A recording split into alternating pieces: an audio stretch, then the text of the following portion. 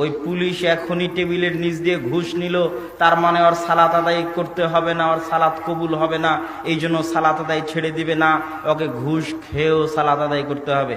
এখনই একজন মানুষকে জবাই করে হত্যা করে দিল, তাই ও গুনাহের কারণে সালাত ছেড়ে দিবে, হত্যা করে উঠে এসে সালাতে দাঁড়াতে হবে সালাত আদায় করার জন্য। সালাত গুনাহকে ছোট করে কেউ কোনোদিন সালাত পরিত্যাগ করতে পারে না। ইবনুল কাইয়িম রাহিমাহুল্লাহ উত্তরে বলছেন, কেন পরিত্যাগ করতে পারে না? ওর সালাতই তো কবুল হবে না, ও তো সুদ খায়, ঘুষ খায়, এখনই বিড়ি খেলো, এখনই মদ খেলো, সালাত তো কবুল হবে না, কিন্তু ছাড়তে পারবে না কেন সালাত?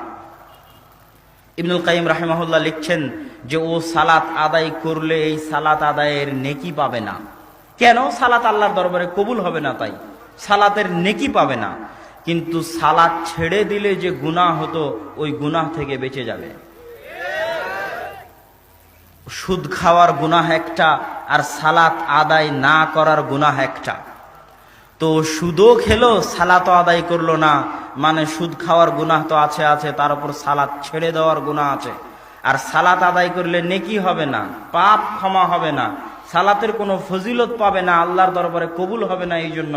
কিন্তু সালাত পরিত্যাগ করার গুনাহ থেকে বেঁচে যাবে, ফারজিয়াত আদায় হবে, এই জন্য সুদ খেলেও